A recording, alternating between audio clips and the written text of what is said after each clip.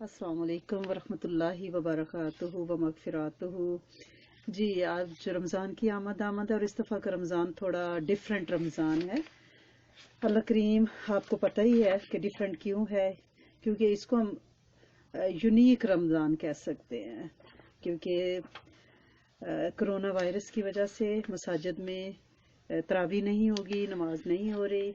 तो ऐसी सिचुएशन में ये क्वेश्चन बहुत ज़्यादा ख़वातीन की तरफ से पूछा जा रहा है कि हम फिर तरावी घर पे पढ़े तो कैसे पढ़े, उसका तरीकाकार क्या है, कितना कुरान पढ़े। बहुत से क्वेश्चन थे, तो मैंने सोचा कि हम एक ही सिटिंग में बात कर लेते हैं, ताकि जिसका भी जो इशू है वो इंशाल्लाह अल्लाह की रहमत से हम कोशिश करेंगे कि कवर हो जाए। तो पहले तो हमें ये समझना है कि तरावी है क्या। तरावी जो है, रमज़ान में जब चांद नज़र आता है तो उसी रात से, जिस दिन पहली रात होती है ना चांद देखने के फौरन बाद, हम जो मगरिब पढ़ते हैं फिर इशा पढ़ते हैं, तो इशा के बाद वितर से पहले तरावी पढ़ी जाती है। अगर कोई ये कहे कि मगरिब के बाद ही तरावी की रकात पढ़ ले तो वो तरावी नहीं होगी। इशा की नमाज यानी इशा की सुन्नतें फ़र्ज पढ़ने के बाद आपको तरावी पढ़नी है, देन वितर पढ़ना है। ये उसका सही तरीका है। नबी करीम सल्लल्लाहु अलैहि वसल्लम की सुन्नत मुबारक है, सुन्नत मुअक्कदा है, सही अहदीस से साबित है। और हज़रत बीबी आयशा से रवायत सही मुस्लिम में 761 नंबर हदीस है, जिसमें ये दर्ज है कि नबी करीम सल्लल्लाहु, मफहूम मैं आपको बता रही हूँ कि नबी करीम सल्लल्लाहु अलैहि वसल्लम ने रमज़ान की एक रात मस्जिद में नमाज पढ़ाई, दूसरी रात भी पढ़ाई, तो तीसरी रात या चौथी रात बहुत से सहाबा और हजरात जो हैं वो जमा हो गए। तो आप सल्लल्लाहु अलैहि वसल्लम उजरा मुबारक से बाहर तशरीफ नहीं लाए। तो बाद में आपने फरमाया कि मैं इसलिए तशरीफ नहीं लाया, मफहूम है कि ये आप लोगों पे कहीं फर्ज ना हो जाए, तो लिहाजा ये सुन्नत मुअक्कदा है। दो दो रकत करके पढ़नी होती है। 20 ही रकत है इसकी तमाम आयमा के नज़दीक, यानी इमाम अबू हनीफा, यानी आप देखें कि इमाम शाफी, हम्बली, मालकी, सब आयमा, यानी इस पे इज्तिमा है चारों आयमा का और जमहूर का कि ये 20 रकत ही है। अहले हदीस सिर्फ इसको 8 रकत पढ़ते हैं और उसके बाद वो वितर पढ़ लेते हैं। और इसको तरावी क्यों कहते हैं? तरावी इसलिए कहते हैं कि तरविया जो है वो आराम करने को कहते हैं, ठीक है। क्योंकि इसमें दो दो रकत करके पढ़ी जाती है, तो 4 रकत के बाद साहबा इकराम ने ये तय किया कि थोड़ी देर बीच में बैठ के तस्बीह तहलील की जाए और थोड़ी आराम किया जाए। चाहे वो थोड़ा किया जाए, इतनी देर का आराम मैक्सिमम कि जितनी देर में 4 रकत पढ़ी जा सकती हैं। और अगर इससे कम भी किया जाए तो दैट्स फाइन। तो इस दौरान अगर तस्बीह तहलील वगैरह कर ली जाए तो उसका बहुत अजर है, क्योंकि आपने 4 रकत पढ़ने के बाद आप बैठी और आपने उसमें वक्फा किया, उसमें आप इस्तग़फ़ार, वो मैं आपको अज़कार बताती हूँ कि आप क्या क्या कर सकती हैं। लेकिन ये है कि तरावी पढ़नी है हर एक ने, चाहे रोज़ा ना भी रखें। यानी अगर कोई बीमार है, बहुत ज़्यादा रोज़ा नहीं रख सकता, प्रेग्नेंट कोई खातून है या बच्चे को फीड कराती है और बहुत ज़्यादा वीक है, तो लिहाजा वो इसकी कज़ा करेंगी बाद में। लेकिन तरावी उन्हें भी पढ़नी है। तरावी रात की इबादत है, रोज़े से इसका इस तरह ताल्लुक़ नहीं है कि हम ये समझते हैं कि जो रोज़ा रखेगा सिर्फ वही तरावी पढ़ेगा। ये बिल्कुल रॉन्ग कॉन्सेप्ट है, बिल्कुल गलत है। तरावी रात की इबादत है, ये डिफरेंट है, रमज़ान की ही इबादत है लेकिन डिफरेंट है। उसका रोज़े से एज सच इस तरह का ताल्लुक नहीं है कि आप रोज़ा रखेंगे तो तरावी पढ़ेंगे, कोई कंडीशन नहीं है। तो जिसने रोज़ा नहीं रखना वो तरावी 20 रकत ज़रूर पढ़े, क्योंकि ये रात के 40 सजदे फालतू हैं। इसमें जो अल्लाह की रहमतें और ख़जाने बंदे की तरफ लौट के आते हैं, पूरे साल की रोज़ी रोटी बंदा जमा कर लेता है, जिस्मानी भी और रूहानी भी। तो इसको किसी भी तौर छोड़ना नहीं है। हज़रत उमर फारूक के दौर में सबसे पहले सहाबा इकराम का इस पे इज्तिमा है, और उन्होंने अब मस्जिद नबवी में जमात के साथ इशा की नमाज के बाद अव्वल रात में जमात कौन करवाते थे? हजरत अबी कहाब, जिनका कुरान बहुत अच्छा था, और सारे मुमताज सहाबा का इसमें इजमा है और उम्मत का भी इजमा है, क्योंकि चारों आयमा का इजमा है सवाए अहले हदीस हजरात के। तो लिहाजा आपने 20 रकत पढ़ाई है اور بعد میں حضرت عثمان غنی، حضرت علی کے دور میں صحابہ اکرام کی یہ روایات موجود ہیں کہ اللہ کریم حضرت عمر کی قبر مبارک کو نور سے بھر دے، جنہوں نے راتوں کو، مسجدوں کو رمضان کی راتوں میں روشن اور آباد کر دیا تھا. ٹھیک ہے نا. اور اس میں یہ ہے کہ اب کیونکہ بہت سی ایسی خواتین جو سوال پوچھ رہی ہیں وہ یہ ہے کہ کیونکہ ہم ہمیشہ مسجد میں جاتے تھے اور مسجد میں ظاہر ہے کہ امام صاحب تلاوت کرتے تھے اور ہم قرآن سنتے تھے، اب گھر میں ہم تراویح کیسے پڑھیں؟ ظاہر ہے اس سال تو مساجد میں بدقسمتی سے مشکل پڑ گئی، ایک چیلنج ہے، ہم نہیں جا پا رہے، تو اب کیسے پڑھنی ہے؟ گھروں میں تراویح بالکل ویسے ہی پڑھنی ہے جیسے آپ نفل نماز، سنت نماز پڑھتی ہیں، اور وہ آپ 2 رکعت کی نیت کریں گی، جتنا قرآن آپ کو آتا ہے. بعض خواتین کا یہ کوشچن ہے کہ ان کو 4-5 صورتیں صرف آخری آتی ہیں، اللہ پاک رحم فرمائے. پہلی بات تو یہ ہے کہ رمضان اور قرآن کا گہرا تعلق ہے. اگر آپ کو کم بھی صورتیں آتی ہیں اور اب آپ کو ماشاءاللہ سے اللہ پاک نے اس طرف لگایا ہے، تو آپ روز دن میں قرآن یاد کریں. ٹھیک ہے نا، تاکہ آپ کو پتا ہو کہ میں نے رات کو پڑھنا ہے تو آپ کو اجر ملے گا نا. دیکھیں آپ ایک ہی چھوٹی صورت پورا دن یاد کر رہی ہیں، اس کی 3 آیتیں یاد کر لیں کہ رات کو آپ تراویح میں پڑھ سکیں. تو جو رمضان میں قرآن یاد کیا جاتا ہے اس میں بہت اللہ پاک برکت ڈالتے ہیں، آسانی سے یاد ہوتا ہے، بھولتا نہیں ہے.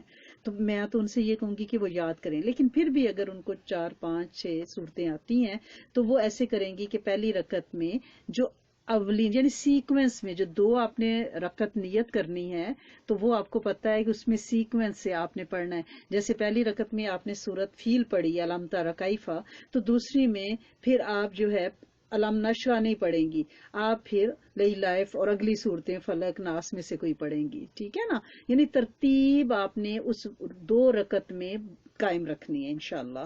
اور آپ کو جو بھی صورت آتی ہے انہی کو آپ بدل بدل کے پڑھیں گی، اور 20 رکعتوں میں وہی صورتیں آپ دہراتی رہیں گی. لیکن کوشش کریں کہ کم از کم دیکھیں 20 صورتیں تو آخری آپ کو آئیں نا، جو آپ 20 رکعت میں ایک صورت پڑھ سکیں. لیکن جن کو نہیں آتی ان کے لیے میں یہ کہہ رہی ہوں کہ وہ جو ہیں کم از کم 3 آیات آپ کو پڑھنی ہے. یعنی آپ نے جیسے نماز کی نیت کرتے ہیں، پہلی رکعت میں ثنا پڑھیں گی، سورت فاتحہ پڑھیں گی اور اس کے بعد ایک سورت پڑھیں گی، پھر رکوع سجدہ سکون سے کریں گی، پھر کھڑی ہوں گی، پھر آپ سورت فاتحہ پڑھیں گی اور اس کے ساتھ دوسری سورت پڑھیں گی، پھر رکوع سجدہ کریں گی. اور آپ ایک رکعت میں یعنی 3 صورتیں بھی پڑھ سکتی ہیں، 5 بھی، 10 بھی. یعنی آپ لمبا قرآن پڑھیں، بڑی صورتیں، سورت یاسین وغیرہ جس کو جو آتی ہے وہ ضرور پڑھیں.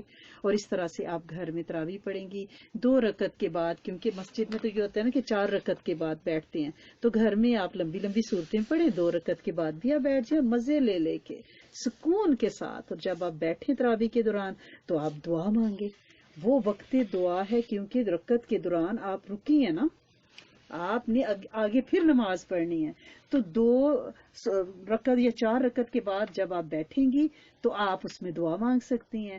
اور بلا عذر تراویح کا چھوڑنا گناہ ہے، آپ نہیں چھوڑ سکتے. ٹھیک ہے نا، تراویح پڑھنی ہے.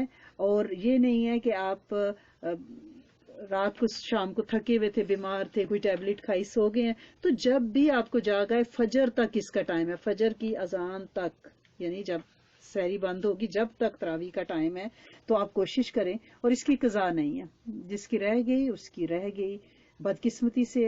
اور آپ اس کو کھڑے ہو کے پلیز پڑھیں. لیکن جس کا کوئی عذر ہے، کوئی بیمار ہے، کسی کے گھٹنے ٹرانسپلانٹ یا چینج ہوئے ہیں، تو وہ جو ہے وہ اگر بیٹھ کے پڑھ سکتا ہے تو اس کا تو اللہ پاک کو پتہ ہے شرعی عذر ہے، کسی کے گھٹنوں میں تکلیف ہے. لیکن بغیر عذر کے اگر آپ بیٹھ کے پڑھیں گے تو پھر آپ کو اس کا آدھا ثواب ملے گا. تو اتنی محنت بھی کر لی اور اگر کوئی عذر نہیں ہے تو پھر ہم کیوں بیٹھیں؟ تو بہتر ہے کہ ایک تو آپ کی افطاری کے سموسے پکوڑے جو ہیں وہ ہضم ہو جائیں گے نا جب آپ کھڑے ہوں گے. اور تراویح کے دوران یہ کوشچن ہے کہ کون سی دعائیں پڑھیں. دیکھیں تراویح کے دوران کوئی بھی دعا قرآن و حدیث سے نہیں ہے، بیٹھ کے اپنا کوئی بھی ذکر کیا جا سکتا ہے. لیکن جو درویشوں نے، اللہ والوں نے جو اعمال بتائیں اگر وہ کر لیں تو انشاءاللہ وہ اس وقت کا صحیح استعمال ہو جائے گا، آپ اسے یوٹیلائز کر لیں گی، جو کہ قبولیت کا وقت ہے اور نسلوں کے لیے آپ انشاءاللہ منوا لیں گی. 2 رکعت یا 4 رکعت کے بعد آپ بیٹھتی ہیں تو آپ 3 مرتبہ استغفار ضرور کریں. ایک بار تو استغفار اس لیے کریں کہ اللہ کریم ہمارے بڑے جو قبروں میں سو چکے ہیں، اللہ کریم ان سے بشری تقاضوں کے تحت اگر کوئی غلطی کوئی کمی کوتاہی ہوئی ہے زندگی میں تو اللہ کریم انہیں معاف کر دیں. اور اللہ کریم کوئی ایسی بد دعا کوئی ہماری نسلوں کا پیچھا نہ کر رہی ہو، اللہ سنے انہیں معاف کر دیں اور ہماری نسلوں کے لیے فضل اور کرم کے راہیں کھول دے. دل میں یہ آپ نے نیت رکھنی کہ یہ میں اپنے بڑوں کی طرف سے کر رہی ہوں اور پوری امت کے بڑے حضرت آدم علیہ السلام سے لے کر اب تک جو اس دنیا سے پردہ کر گئے ہیں. اور دوسری دفعہ جب آپ کریں استغفر اللہ ربی من کل ذنب واتوب الیک تو دل میں یہ اللہ میں، میرے بہن بھائی، میرے بچے، میرے دوست احباب جو اس وقت الائیو ہیں، زندہ ہیں، میں ان کی طرف سے توبہ کرتی ہوں. تیسری دفعہ توبہ آپ قیامت تک کی اپنی نسل کے لیے توبہ کریں کہ اللہ کریم میں ان کے ابھی وہ گناہ جو انہوں نے کیے نہیں ہیں، اللہ سنے میں ابھی سے ان کی ضمانت قبل از گرفتاری بیل بیفور اریسٹ کرا رہی ہوں. اللہ سونے انہیں حق کی راہوں پہ، دین کی راہوں پہ، ہدایت پہ رکھنا اور اللہ کریم انہیں گناہوں سے بچانا. میں ان کی طرف سے پیشگی توبہ کر کے جا رہی ہوں. تو یہ آپ 3 دفعہ استغفار کر سکتی ہیں. تھوڑی دیر آپ بیٹھی رہیں، پانی شانی جب بندہ پیتا ہے، ظاہر دن کو روزہ رکھا ہوتا ہے اور یہ ایک اچھا ٹائم بھی ہوتا ہے. اگر آپ فوراً سو جائیں گے تو ایک تو آپ تراویح کے ثواب اور اجر سے محروم رہے، دوسرا پھر آپ کو ڈی ہائیڈریشن ہوگی کیونکہ آپ نے پانی نہیں پیا، اگلے دن پھر سحری کر لی. تو اس کا نقصان ہی نقصان ہے سونے کا. اور صبح اٹھیں گے تو پیٹ اسی طرح بھرا ہوگا، آپ سحری نہیں کر سکیں گے. اس طرح آپ کے کھانا ہضم ہوتا ہے، آپ پانی پیتے ہیں، آپ ذکر کرتے ہیں، آپ 40 سجدے ایکسٹرا کرتے ہیں تو آپ تو کھٹ جاتے ہیں، پا جاتے ہیں. پھر اسی دوران آپ ایک تسبیح تراویح بھی بہت ساری روایات میں آپ نے پڑھا ہے، حدیثی وہ دعا کوئی بھی نہیں ہے، پھر میں آپ کو بتا رہی ہوں. یہ جتنا بزرگوں کے جو اعمال ہیں، صحابہ کے جو اعمال ہیں، سبحان ذی الملک والملکوت، سبحان ذی العزت والعظمت والہیبت والقدرت، یہ تسبیح ہے. آپ سامنے اپنے اگر یاد نہیں ہے تو لگا لیں، پرنٹ نکال کے آپ جہاں اپنی نماز پڑھنی ہے، اور اس کو درمیان میں پڑھ سکتی ہیں. اللہ کی بہت زیادہ شان اس میں بیان کی گئی ہے. اس کے علاوہ آپ اسی دوران اگر وہ حضرت انس کی دعا پڑھ لیں تو کیا ہی بات ہے. بسم اللہ علی دینی و نفسی و ولدی و اہلی و مالی، اللہ کریم مجھے بچائیں، میرے ایمان کو، میرے مال کو، میری نسلوں کو، میری اولادوں کو. یہ سیفٹی آپ کو مل جائے گی. بہترین دعا ہے. حضرت انس کی اتنی طویل عمر ہوئی ہے اور ماشاءاللہ ان کی اولادیں، نسلیں، پھل پھول، مال و دولت سب کچھ ان کو ملا ہے اللہ کی رحمت سے. اس دعا میں بڑی تاثیر ہے. دشمن کبھی آپ پہ اٹیک نہیں کرتا، سب سے بڑا دشمن ہمارا نفس ہے اور شیطان ہے. تو آپ اس پلیز حضرت انس کی دعا کو اگر اس وقت بیٹھ کے یہ سارے کام آپ کر سکتی ہیں، اور الحمدللہ ہمارے سارے ساتھی یہ کام کرتے ہیں، سال سے کر رہے ہیں اللہ کی رحمت سے. اور آپ یہ بھی کر سکتی ہیں کہ آپ 1 دفعہ سورۃ فاتحہ اور 3 دفعہ سورۃ اخلاص قل هو اللہ احد پڑھ لیں. یہ ایک نفلی قرآن کا اجر ہے. دیکھیں تو صحیح نا کہ آپ جو ہیں 2 رکعت پڑھ رہی ہیں، 4 رکعت پڑھ رہی ہیں، پھر ایک نفلی قرآن پڑھ رہی ہیں، پھر کھڑی ہو رہی ہیں نیت کرنی. کیا شان ہے آپ کی. عرش والے کیا واہ واہ کریں گے. فرشتے جو زمین پہ اتر کے رمضان میں صرف ہمارے لیے توبہ مانگ رہے ہیں، ہماری دعاؤں پہ آمین کہہ رہے ہیں کہ اللہ اکبر، یہ بندی جو ہر 2 رکعت کے بعد قرآن ختم کر رہی ہے نفلی، ہر 4 رکعت کے بعد قرآن نفل کر رہی ہے، نفلی قرآن پڑھ رہی ہے. جتنی آپ کو توفیق ہے، میں اپنا آپ کو عمل بتاتی ہوں کہ میں 2 رکعت کے بعد ہی بیٹھ کے یہ اعمال الحمدللہ رب العالمین، ہمارے ساتھی بھی بیشتر ساتھی یہ کرتے ہیں. اور جو بھی آپ نے عمل کرنا ہے اس میں پوری امت کی نیت کرنی ہے. اللہ کریم ہمیں ہماری قیامت تک کی نسل اور پوری امت کے جنوں انس، جنوں کو بھی ہدیہ کرنا ہے، ان سب کی طرف سے اس کو قبول فرما. پھر آپ یہ بھی کر سکتی ہیں کہ نبی کریم صلی اللہ علیہ وسلم کی فیورٹ دعا جو آپ کبھی دعا کے شروع میں پڑھتے، کبھی آخر میں، کبھی مڈل میں، جب بھی دعا کے لیے ہاتھ اٹھاتے، موسٹ آف دا ٹائم آپ یہ دعا پڑھتے. اور وہ دعا ہے سورۃ بقرہ کی آیت نمبر 201، 201 نمبر سورۃ بقرہ کی آیت، ربنا آتنا فی الدنیا حسنۃ وفی الآخرۃ حسنۃ وقنا عذاب النار. اس کو آپ پڑھیں اور رج رج کے دعائیں مانگیں. نسلوں کے لیے آپ نے منوانا ہے انشاءاللہ. تو اللہ کریم آپ سب کو بہترین قیام کے ساتھ بہترین قرآن کے ساتھ تراویح پڑھنے کی توفیق دے، اور اسی دوران بہترین دعائیں مانگنے والا بنائے، اور آپ کی دعا آپ لوگوں کے لیے، آپ کی قیامت تک کی نسل کے لیے، پوری امت کے جنوں انس کے لیے انشاءاللہ العزیز قبول ہو جائے۔ اور اللہ کریم رمضان کا چاند جب نکلے، جب شیطان کو بیڑیاں ڈلیں، تو میرا کریم رب وائرس کو بھی بیڑیاں، کرونا کو بھی انشاءاللہ ڈالے گا۔ اور ویسے بھی کرونا کیا ہے؟ کرونا عبادت کرو نا، نیکیاں کرو نا، صدقات کرو نا، یہ کرونا ہے، تو لہٰذا ہم نے اس پہ کرنا ہے۔ اللہ کریم آپ سب کا حامی و ناصر ہو، اور آپ کی عبادتوں میں برکت، ایمان میں برکت، نسلوں میں برکت، مال میں برکت، شفا میں برکت، گھروں میں برکت انشاءاللہ، ذکر میں برکت، فکر میں برکت، سجدوں میں برکت، برکتوں میں برکت انشاءاللہ۔ السلام علیکم ورحمۃ اللہ وبرکاتہ ومغفرہ۔